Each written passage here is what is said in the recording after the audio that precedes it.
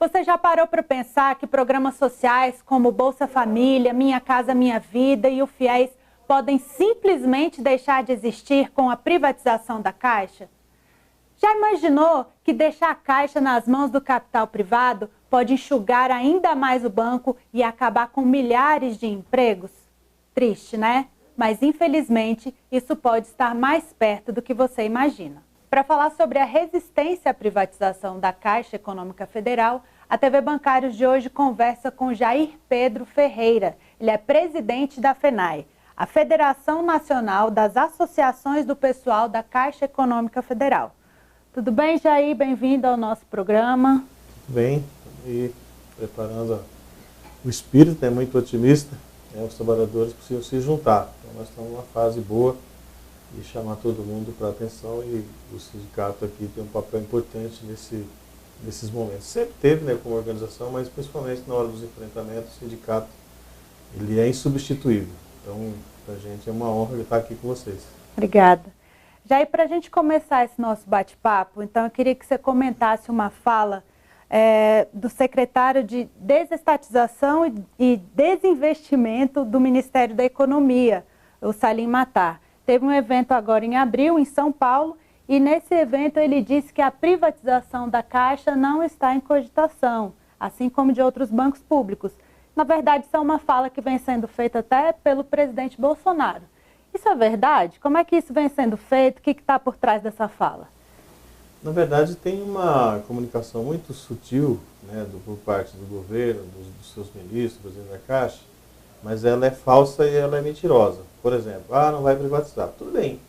Só que, ao mesmo tempo, eles estão desmontando a Caixa por dentro. Então, eles vão vender parte dela. Eles estão vendendo as ações que a Caixa tem em outras empresas, eles vão fazer IPO de setores de dentro da Caixa. Então, a empresa Caixa Econômica pode até ficar, mas ela vai ficar com 85 mil funcionários? Não, vai ficar com 20 mil, com 30 mil.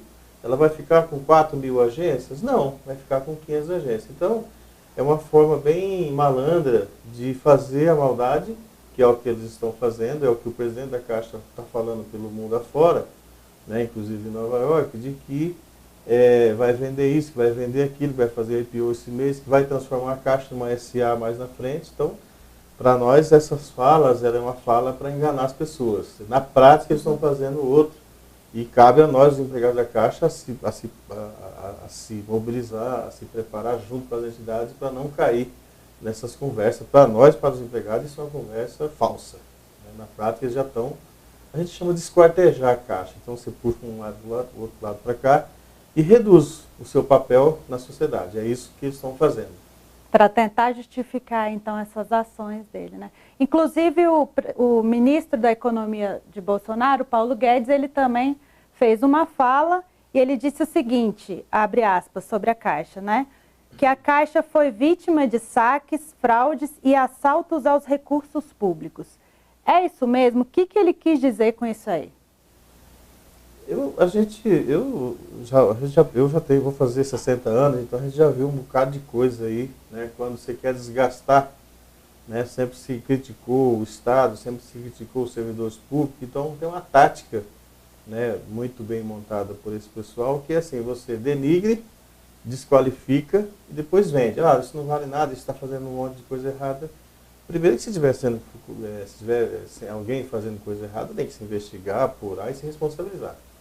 Agora, para a gente que é servidor da Caixa, que trabalha, eu vou fazer 30 anos de Caixa Econômica Federal. Você entra por concurso, o seu encarreiramento tem lá um regramento gigantesco. A Caixa talvez seja uma das empresas mais fiscalizadas que a gente tem na sociedade brasileira. Deve ter uns 14 órgãos de controle que vigia a Caixa. Seja Conselho Curador de FGTS, Conselho dos Fundos, TCU, CGU, tudo que for tribunal, de alguma forma, Banco Central, ela se submete às regras do Banco Central, tal como qualquer banco. Mesmo assim, qualquer operação de crédito que vai fazer na Caixa, seja numa agência, seja nas grandes operações, você tem comitê de crédito, você tem uma série de regras de governança que ela obedece. Então, dizer que ela foi surrupiada, que ela foi roubada, eu acho que caberia ao ministro provar isso. Nós, enquanto empregados, não concordamos com essa tese, até porque Você tem, hoje, a Caixa já teve 105 mil, 101 mil empregados, hoje tem 85 mil de pais de família, mães de famílias que estão lá construindo a sua vida, construindo a sua história. Acho muito difícil esse tipo de provocação. Pode ser que alguém ou algum empresário pegou o recurso da Caixa e fez. Agora, dentro da Caixa eu acho difícil porque você tem trocentos normativos, você tem uma quantidade enorme de regramento e os empregados da Caixa cumprem isso. Quando não cumpre, ele é feito uma sindicância e ele é demitido. Simples assim. Então, acho que é mais uma linguagem para desqualificar o trabalho que esses milhares de empregados da Caixa faz pelo Brasil afora, atende milhões e milhões de clientes, milhões e milhões de brasileiros, inclusive aqueles que não são clientes de banco nenhum, eles são atendidos pelos empregados da Caixa. Então, a gente repudia esse tipo de acusação, na minha opinião, leviana, desse ministro ou dessa autoridade que faz. Porque se isso fosse verdade, eles como autoridade, tem Polícia Federal, tem Ministério Público, não tem problema. O que mais o pessoal da Caixa faz é responder ou informar aos controladores, aos conselheiros, aos tribunais. Isso não é problema. Né? A Caixa gera o FGTS. O FGTS é super controlado, não tem problema, sempre foi feito assim. Então, acho que quando ele faz essa acusação, para nós tem o seguinte significado. Querem desqualificar o trabalho que é feito, querem desqualificar uma empresa que tem 158 anos de existência, simplesmente com acusações falsas. Porque se fosse verdadeira, pode investigar, não tem problema nenhum. Então, fica o nosso repúdio a esse tipo de postura que essa autoridade tem. Né? Primeiro, que a Caixa, ao longo dos seus 158 anos de existência, ela sempre passou por governos e governos, e ela sobreviveu. Né? É possível que alguém cometa erro? É possível. Estou falando de seres humanos, então pessoas, hoje nós estamos em 85 mil empregados. É possível que alguém erre? É possível. Mas para isso você tem regras, você tem uma série de controles que você corrige. Né? Então é muito ruim para a gente que trabalha, né, o dia todo na empresa e ouvir autoridades fazer esse tipo de ilação e de acusação, na minha opinião, leviana. E como é que vocês estão fazendo para desmascarar essas mentiras junto à sociedade e trazer a sociedade, bem como os próprios funcionários da Caixa, para a luta contra a privatização da Caixa Econômica? Porque a gente sabe que isso não é bem trabalhado na mídia convencional. Primeiro que para a gente também, nas entidades, a gente tem sempre um desafio, né? Como é que a gente comunica para o grande grupo? Né? Vocês que são da comunicação sabem como é que é as dificuldades e as nossas limitações. O que a gente faz? A gente faz cartilha, a gente faz revista, a gente faz entrevista como essa, que é um espaço importante. A gente está criando uma frente de defesa dos bancos públicos, né, aqui no Congresso, uma comissão mista, né, de defesa do banco público, que será lançada agora dia 8 de maio, lá no Salão Nereu Ramos, né, para também envolver o Parlamento nessa defesa das empresas públicas, em especial dos bancos públicos, e mais especial ainda da Caixa, né, porque é uma empresa que tem um papel importante na sociedade brasileira. Né? A Caixa, por exemplo, desde quando se começou a fazer financiamento de habitação, ela já financiou mais de 17 milhões de casas. Então, é disso que nós estamos falando. Ou seja, a sociedade não pode prescindir de uma grande empresa como essa, que presta um grande serviço para a população indistintamente. Ela atende o rico, atende o médio, atende o pobre, atende todas as pessoas. Então, nós, sociedade brasileira, empregado da Caixa, clientes, precisamos nos envolver. Né? O que a gente consegue fazer daqui é as mobilizações, é chamar as pessoas, e isso às vezes é um trabalho, né, carece de muita disciplina, carece do envolvimento das pessoas, mas principalmente do empregado da Caixa. Ele precisa tomar consciência do que está acontecendo. Uma coisa é eu ter 7, 8 anos atrás a Caixa crescendo. Né? Nós chegamos em 2011, 2012, a Caixa chegou a abrir 524 agências por ano. Ou seja, quase como um banco grande por ano. Então ela chegou a ter aí, deve ter hoje por volta de 4 mil agências. Então, do golpe da presidenta Dilma para cá, a Caixa já tirou do seu quadro 17 mil vagas de trabalho. É como se eu tirasse 5 BRBs de dentro da Caixa. Porque as pessoas saem no PDV e a Caixa não contrata. Mesmo tendo um concurso, mas ela não contrata. Então, está sobrecarregando as pessoas. Então, tudo isso só está sobrecarregando os empregados Então, tudo isso está levando o quê? A um adoecimento, a uma falta de, né? Ou seja, você não tem mais condições de trabalho, porque tem poucas agências, tem pouca gente nas agências, e isso vai enfraquecendo e vai piorando o atendimento à população, porque você não tem braço, você não tem condição de fazer. Isso tudo são os ataques. Então, a gente tem um desafio enorme, por isso que é o convite para todos os empregados, aos clientes, aos consultores, né? As consultoras precisam se envolver também, porque a Caixa, por exemplo, hoje, ela é responsável por 70% de todo o financiamento habitacional que nós temos no Brasil. Na chamada baixa renda, para quem tem salário até R$2.000 aproximado, né, a Caixa praticamente financia 90%. E todo o programa Minha Casa Minha Vida, para as pessoas de mais baixa renda, praticamente é a Caixa que faz. Então, não defender essa empresa, essa população vai perder. Né? Porque os bancos privados, eles podem financiar hoje. Por que eles não financiam? Porque não dá lucro. Né? E os bancos trabalham com rentismo. A Caixa, como um banco público, ela, além de dar lucro, e ela dá, né, ela não pode ter como único foco o rentismo. Né? Você resolver problema de habitação, você resolver problema de saneamento, você ser responsável pelos programas sociais, por exemplo, você pegar uma Bolsa Família, que você atende milhões e milhões de pessoas através das suas redes, através dos correspondentes bancários, isso tem um valor muito, muito grande e ele não é necessariamente financeiro. Né? Porque hoje você olha muito o balanço reflete a realidade financeira. Como é que você mede isso? Esse trabalho social que as empresas públicas fazem e, no caso, a Caixa faz também. Então, é um desafio para nós. Então, essa mobilização para nós ela é muito importante, mas é um desafio, com certeza. Com certeza. Você fica agora com o quadro Direto da Redação. Nós nos vemos após o intervalo. E começam agora as notícias do Sindicato dos Bancários de Brasília no Direto da Redação.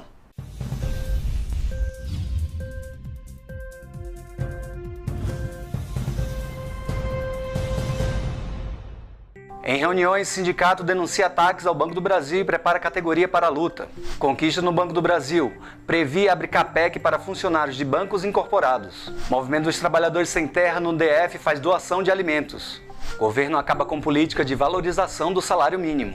Sindicato pede esclarecimentos sobre consulta pública de serviços no CESUP, Centro-Norte do Banco do Brasil. Audiência pública na LCE cria frente parlamentar em defesa do BNB. Jogos começam dia 4. O sindicato abre inscrições para a Copa dos Bancários 2019. Surto de cachumba assusta empregados do prédio da 512 Norte da Caixa. Sindicato intervém. PEC da Previdência dá 388 bilhões aos bancos e reduz a aposentadoria a 1/5. Sindicato alerta bancários do Santander que categoria não trabalha aos sábados. Definido o cronograma para a realização do terceiro censo da diversidade bancária. Enfraquecimento da Caixa é pauta do ato dos 100 dias de governo. Essas e outras notícias você confere na íntegra no portal bancariosdf.com.br. Até semana que vem.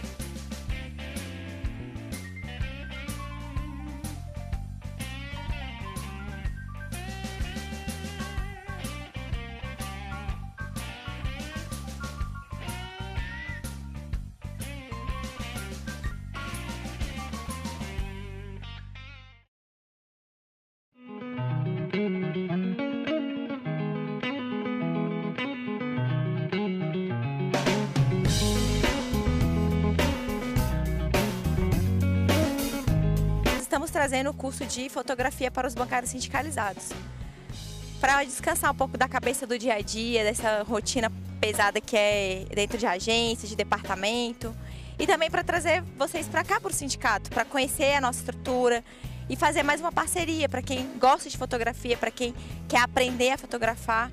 É uma oportunidade incrível de estudar fotografia, de saber as técnicas, as composições. E é uma proposta muito interessante que a gente está trazendo. Esse curso ele é aberto para bancário sindicalizado e também para a sociedade. Mas só o bancário sindicalizado tem desconto, viu? Maiores informações vão estar lá no site do sindicato e no nosso Facebook, tá bom?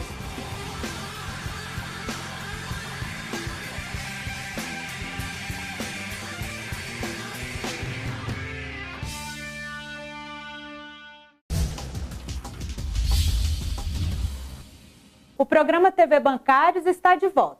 Confira agora as dicas da agenda cultural. Olá, começando mais uma agenda cultural, uma realização do Sindicato dos Bancários de Brasília com V4 Cultural. E a gente começa falando da exposição Fruto Proibido, que está em cartaz nesse sábado, dia 20, na Pilastra.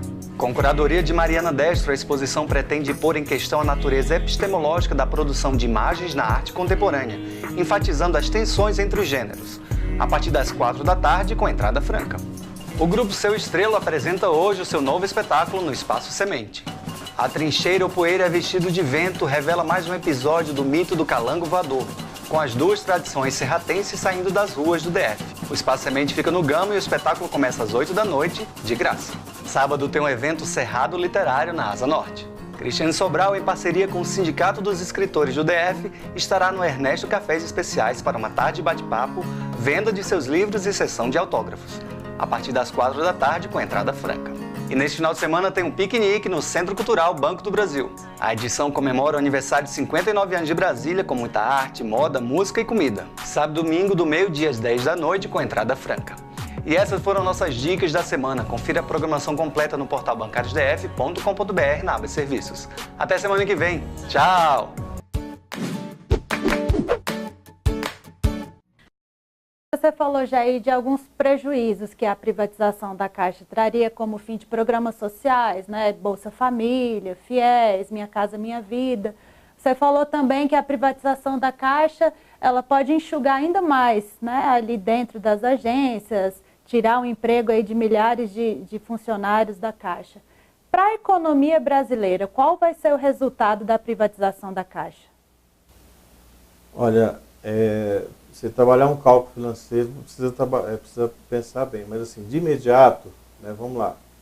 Hoje, se você... Eu trabalhei no Banco do Estado do Paraná, né, e o Banco do Paraná foi vendido para o Itaú. Hoje não tem mais nada não tem mais nada do Banco do Estado. Né? Aqui do nosso lado a gente tem em Goiás. Em Goiás tinha o BEG. Né? Ou seja, o que você acha do BEG hoje? Mais nada. Então você acaba. Se você privatizar a Caixa, primeiro, ou se você vender ou esquartejar, como o atual governo está fazendo, primeiro, nós temos 85 mil trabalhadores. Então, você pode ficar com a Caixa com 20 mil. Você vai ter que dispensar 50 mil. Segundo, a FENAI participou, né, até quando existia o Conselho Nacional da Cidade, onde você define políticas públicas, habitacionais, urbanas, de locomoção, né, de mobilidade. E quando você tem uma empresa do tamanho da Caixa, ela permite que você desenvolva todos os programas nacionalmente. Porque o Brasil é muito grande, isso é importante. Então, para você ter uma estrutura nacional, ela é muito pesada. Então, você tem a Caixa que a gente chama de capilaridade. Ela pode chegar em todos os municípios com qualquer programa que o governo propõe. Então, eu acho que o prejuízo ele é muito grande, principalmente para as pessoas mais pobres. E as pessoas que têm bastante dinheiro, os bancos privados vão sempre achar uma alternativa. Sim. Mas para as pessoas que não têm, quem são as pessoas que não têm dinheiro, ou que não têm emprego, ou que têm renda mais baixa? São as pessoas que precisam fazer um financiamento habitacional, são as pessoas que precisam sacar os seus benefícios sociais, são as pessoas que carecem do atendimento do Bolsa Família, são as pessoas que precisam da poupança, são as pessoas que vão botar seus valores de penhor. Então, essa grande gama de população, ela será com certeza prejudicada. As pessoas mais vividas um pouco lembram que nos anos 90 nós tínhamos os chamados bancos estaduais. Né? Hoje, aqui na Brasília, nós temos o BRB, mas assim, são só 5 estados que seguraram seus bancos estaduais. A maioria perdeu e venceu e fechou. Quem comprou, liquidou. Então, o grande volume de pessoas ficaram sem o serviço bancário na prática. Né? Se você tem dinheiro, beleza, você resolve. Mas a maioria não tem. Né? Ou seja, a maioria são assalariados, baixo salário, tem salário hoje, não tem amanhã. Então, você tira do Estado, você tira do povo brasileiro uma grande ferramenta de desenvolvimento, uma grande ferramenta de indução do desenvolvimento, de criação de emprego. Então isso, esse prejuízo, às vezes é até difícil de você precificar ele. Mas na prática vamos lá, vamos pegar o interior. Uma cidade igual a Brasília, você tem diversas alternativas. Você tem outros bancos, você tem média de população que tem uma boa renda, então você vai ter sempre bancos aqui para atender. Né? Embora não supre, né, o trabalho que Caixa, BRB e Banco do Brasil faz aqui. Mas, quando você vai andando para o interior, nas regiões mais pobres, hoje, né, a gente tem feito, né, nesse papel nosso de defesa da Caixa, defesa dos bancos públicos e das empresas públicas, a gente tem viajado a alguns estados, participado de audiência nas Assembleias Legislativas, nas câmaras de vereador, e a gente percebe o seguinte: nós temos estado no Brasil que não tem um financiamento habitacional feito por banco privado. Ou seja, eles são quase que 100% ou feito pela Caixa, alguns feitos pelo Banco do Brasil. Se eu trouxer para a região agrícola, ou para o chamado financiamento rural, né, se você juntar isso tudo, só tem Caixa e Banco do Brasil. Então, e isso vale nos estados mais ricos. Né? A gente teve agora esses dias lá no Paraná, só para vocês terem uma ideia, 80% de todo o crédito que alguém toma emprestado no Paraná são feitos nos bancos públicos. Caixa e Banco do Brasil e uma agência do Banrisul. Todos os bancos privados juntos, lá deve ter 27 bancos, né, eles são responsáveis apenas por 20% dos créditos que é financiado para alguém. Isso é muito sério. Né? Se eu trouxer isso para a região centro-oeste e para a região norte e nordeste, praticamente os créditos, o que é os créditos, para as pessoas compreenderem um pouco? As pessoas que vão tomar emprestado. Sim. Eu quero comprar uma casa, eu quero comprar uma televisão, eu tomo um dinheiro emprestado. Quem que está me emprestando esse dinheiro? Hoje, praticamente, esses dinheiros são emprestados pelos bancos públicos, são emprestados pela Caixa, pelo Banco do Brasil. Aqui em Brasília tem o BRB, que faz um belo de um trabalho nesse sentido. Então, nós, população brasileira, temos que se juntar e defender esses benefícios para a população. Claro. A população que mais precisa desses benefícios ou desses instrumentos de política. Sim. Até porque eu acho que nós precisamos diminuir a desigualdade no Brasil. Né? Ou seja, eu acho que um dos grandes problemas que nós temos no Brasil é a desigualdade. Você tem gente com bastante dinheiro e muita gente sem nada. E é exatamente o aumento da desigualdade, né? A privatização da Caixa. Menos Bolsa Família, menos dinheiro para comprar alimento, menos incentivo para ir para a escola, menos Minha Casa Minha Vida, mais tudo gente em risco de situação de rua e por aí vai. Você acertou, Vanessa. A gente às vezes tem até algumas dificuldades de encaixando esses... Você foi bem, por exemplo. A partir do momento que eu não dou crédito para uma pequena empresa, essa pequena empresa não contrata uma pessoa. Né? Ao não contratar uma pessoa, tem uma pessoa desempregada. E hoje, eu acho que uma das coisas que falta bastante no Brasil é emprego. Porque quando você tem emprego, se o emprego é bom, se o emprego é ruim, você depois melhora ele. Mas você precisa ter uma renda. Né? Eu acho que essas reformas que a gente teve recentemente, ela prejudicou muito. Então hoje a gente está vivendo uma situação de desemprego no país. E eu acho difícil o país sair desse recesso, dessa recessão, sem os bancos públicos ajudando na oferta de crédito. Por quê?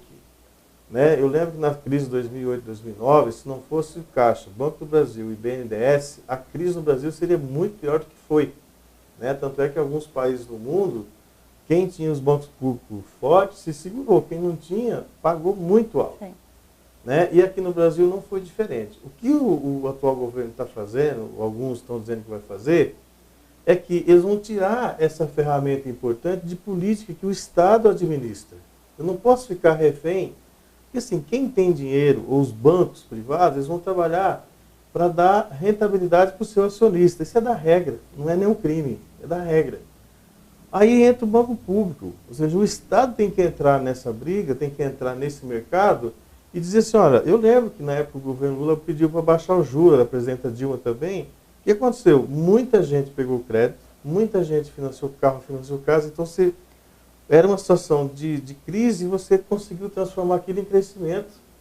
Cara, era muito bonito, eu lembro que você... Faz a roda girar, né? Você girava, eu lembro, a minha família é do interior do Paraná. Se a gente ia visitar eles, vocês chegavam lá, as pessoas estavam comprando carro, trocando de carro, reformando casa, cobrindo casa, era uma beleza. Né?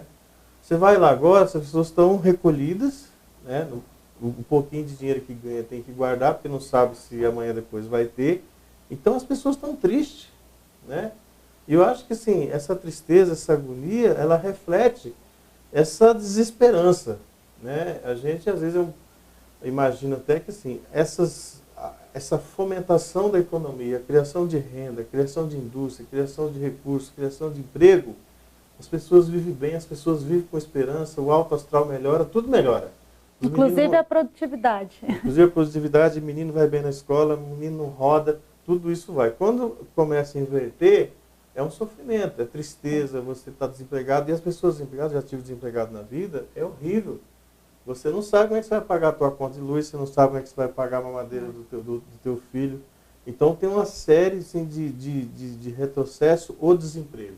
Então acho que o Brasil hoje precisa utilizar os seus recursos, não entregar como está sendo feito, vender. A gente vê ministro da Economia, presidente da Caixa e tantos outros, vai para fora, vai lá, está vendendo, tá barato. Cara, mas não são mercadorias de leilão. Né? Eu acho que a gente no Brasil precisava ter um pouco mais de brasilidade e defender a riqueza brasileira. Né? E eu acho que privatizar ou vender a Caixa, ou vender o Banco do Brasil, ou vender o BNDES ou o BRB, é a pior alternativa para a população brasileira. Goste alguns ou não, mas é essa a visão que a gente tem. E a gente na FENAI vai bater insistentemente, juntar com o sindicato, com os trabalhadores e as trabalhadoras, aquelas pessoas que entendem que essas riquezas têm que ficar para os brasileiros e não para 2 ou 3, vão estar juntos nessa defesa desses bancos públicos. Jair, agora muitas das pessoas que estão nos assistindo agora podem pensar assim, mas eu não sou funcionário da Caixa, eu não sou beneficiário, mas eu queria muito integrar essa luta contra a privatização da Caixa. Como é que a sociedade pode atuar praticamente nessa luta contra a privatização da Caixa? Tem diversas formas, né? Uma das formas, essa indignação já ajuda bastante. Segundo, conversar com os parlamentares com que essas pessoas votaram ou que se interagiram, fazer a sua manifestação por escrito. A gente está criando essa comissão, ou seja, os sindicatos, todo mundo aí se empenhando, porque o que eles querem fazer com a Caixa é o que eles querem fazer com as universidades públicas. Então não é só a Caixa que está na mira, né? A universidade pública também está, tudo que é público está na mira de desmontar. Então acho que o grande volume, assim, a gente não tem ainda um formato, olha, vem todo mundo para cá ou não, mas o primeiro é fazer a sua manifestação, se integrar, né, em alguma entidade ou em algum movimento. Né? O parlamento hoje, está até ocorrendo o debate sobre a reforma da Previdência, mas existe um movimento do próprio governo de acabar com as entidades representativas. Sim, né? fortíssimo. Forte, isso é um absurdo. Né? Tudo que foi feito na época do Getúlio Vargas, em 1937, 1943, que foi a criação do Estado mínimo, a CLT, que foi o conjunto de leis do trabalho, ela está sendo destruída, literalmente. Né? A reforma trabalhista fez isso, né, no 2017, com o governo Temer, e agora no atual governo eles já editaram a medida provisória e decreto-lei, que para me filiar ao sindicato, eu vou lá, preencho uma ficha, autorizo o desconto do meu salário, faço tudo dentro da lei. Agora vem o governo e diz que isso não vale mais nada. Então, que a empresa não pode descontar no meu salário a mensalidade do sindicato. Isso é o quê? Isso é um ataque à organização dos trabalhadores, nós não podemos permitir isso. Nós precisamos nos levantar, correr atrás. Nem na ditadura militar, por exemplo, de 64 a 85, teve esse tipo de violência, ou seja, você tinha problema político, né, de trocar a diretoria do sindicato, mas eles não foi mexido no arcabouço jurídico sindical. Tanto é que se manteve o imposto sindical, se manteve uma série de coisas na lei que permitiu que as entidades sindicais sobrevivessem. Né? Com esse ataque que está sendo feito hoje, eles querem acabar com a organização dos trabalhadores. Então nós não podemos permitir isso. Então fica o convite a todo mundo a procurar as entidades, procurar o sindicato, a FENAI, as entidades. Por enquanto é o caminho que a gente tem, Vanessa. Nós assim, não temos também uma bola mágica, assim, amanhã vão todo mundo para a esplanada, que também não vai resolver. Então nós precisamos criar essa consciência, entender o que está se passando e ir nos juntando nas mobilizações. Naquela conversa ali com amigo, com familiar. No boteco, no trabalho, à noite, na hora do zap, agora todo mundo no zap, né? Então são esses momentos que a gente cria uma consciência, né? Nos espaços de organização é o que a gente tem. Nós não temos outra forma, até porque não tem recurso, né? Nós não temos como sair pagando as pessoas para ir, que não é do nosso feitio, e também as entidades não vivem para isso. Vivem para organizar, para defender os direitos dos trabalhadores. Jair, vocês já têm uma previsão ou alguma atividade já agendada para esses próximos meses relativo a essa questão da privatização da Caixa? Tem. Né? A gente tem feito, a gente vai começar a fazer audiências, né, nos estados, nas prefeituras, a gente tem um comitê de defesa da Caixa. Nós já temos agora, vamos lançar a Frente Nacional aí de Defesa dos Bancos Públicos no Congresso, que é uma comissão, aliás, uma frente mista, que é a Câmara e o Senado, que é encabeçado pelo senador Jacques Wagner e o deputado José Carlos. O José Carlos é um colega da Caixa do Maranhão. Tem a colega Érica, né, que também é deputada bancária da Caixa, tem a Assis, tem o Pindaré. São a comissão de frente da organização no Congresso, né, porque é lá no Congresso que vai ser uma parte dos embates. Né? Se precisar aprovar a lei, nós vamos ter que ir lá e ajudar. Então fica para a população quem votou em quem para procurar os seus representantes, seus parlamentares para ajudar a gente, ajudar a sociedade brasileira. E aí são todos os bancos, mas principalmente a população de modo geral, porque é essa que vai perder. Né? As pessoas que têm renda, tal, elas se viram, mas a população que precisa de ir na lotérica, que precisa de ir no banco pagar suas contas, que precisa receber o seu Bolsa Família, quem precisa fazer um financiamento numa Minha Casa Minha Vida por 30 anos, pagando a prestação de longo prazo, essas que vão perder. Ou seja, é difícil porque a comunicação do governo ela é muito eficiente, ela mente. Ela é falsa, ela é mentirosa. E o pior é que ainda usa as cores, usa o verde e amarelo para encobrir a malandragem. Né? Vão criar a carteira de trabalho verde e amarelo, já com direitos menores. Assim, por que não fala a verdade? Né? Às vezes as pessoas na boa fé, e creio que todos entraram assim, é o verde e amarelo, as cores do Brasil, beleza. Mas quem está usando isso está usando da pior forma. Está mentindo para as pessoas. Não é? O que eles estão fazendo agora com a lei trabalhista e agora com essas decisões do governo, né, na reforma da Previdência, desculpa que saiu um pouco do tema, é que é o seguinte, uma das grandes coisas da Constituição de 88 foi garantir o salário mínimo para a aposentadoria e para você não ser registrado ganhando menos que o salário. Isso a gente só percebe que ele é importante quando a gente perde. Né? Então, quando eu vejo o debate da reforma da Previdência agora, as pessoas podem se aposentar com R$400. Cara, se a pessoa chega lá com 70 anos, né?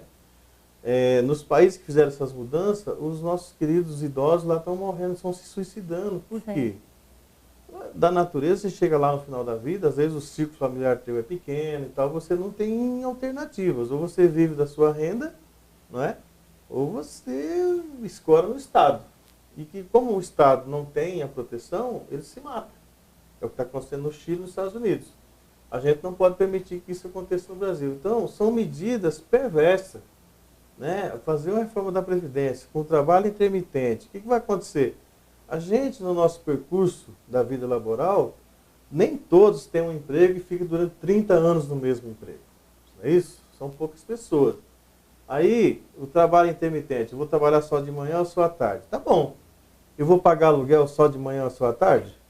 Então, nós podemos pensar. Então, vamos juntar todos os trabalhadores e falar assim, quem tem trabalho proporcional, trabalha, que chama de intermitente, que trabalha hoje, não trabalha amanhã, mas tem um registro, tá bom. Quando eu tiver um financiamento, eu vou lá pagar a prestação só o dia que eu recebo. Ou seja, é um regime de escravização. Né? Nós estamos vivendo um período que tem uma gana para tirar direito do trabalhador tão grande que nos leva a crer que tem um sentimento escravagista desse setor empresarial, desse setor da gente chama da classe dominante, de surrupiar o trabalhador, de desfacelar a população brasileira. Ou seja, quanto menos direito eu te der, melhor. Mas melhor para quem, cara pálida? Né? Ou seja, nós, cidadãos brasileiros, cidadãs, nós temos que entender que essa riqueza é do brasileiro, ela não é do A ou do B, é nossa. Então ela tem que ser beneficiada aqui. Com certeza. E lembrando que a reforma da Previdência, se tem alguém bem interessado nisso, são os banqueiros, né? Porque eles vão receber uma bolada para poder, nesse sistema que o Bolsonaro prevê de capitalização. Enfim, eu acho que isso pode ser um tema para uma próxima conversa nossa. Tá? Obrigada, Jair, pela sua participação. Nada, obrigado a vocês. Precisando de Thomas Ordem, eu acho que assim, o sindicato aqui, Brasil, é um sindicato importante, né, convidar os bancários, quem não é sócio, se associar, porque essa é a ferramenta nossa de organização, né? Não tem outra alternativa. O patrão se organiza, os banqueiros se organizam, nós precisamos nos organizar. Qual é o instrumento? Os sindicatos bancários. Goste alguns ou não, mas é o que a gente tem. Ah, a diretoria não está boa? Troca a diretoria, mas você precisa, o trabalhador e trabalhadora precisa se engajar e se organizar na sua entidade de classe. Os empresários fazem assim lá e nós precisamos fazer isso aqui. Então, conta com a gente, vamos estar aí, a FENAI vai estar à disposição, vamos estar nessa frente importante de defesa da Caixa, defesa das empresas públicas e a proteção da sociedade brasileira, principalmente aqueles que mais precisam do Estado, da proteção da sociedade. Obrigada. Esse foi o Jair Pedro Ferreira, ele conversou aqui na TV Bancário sobre os problemas da privatização da Caixa e como a sociedade pode resistir a esse processo. Obrigada e a gente se vê na próxima semana.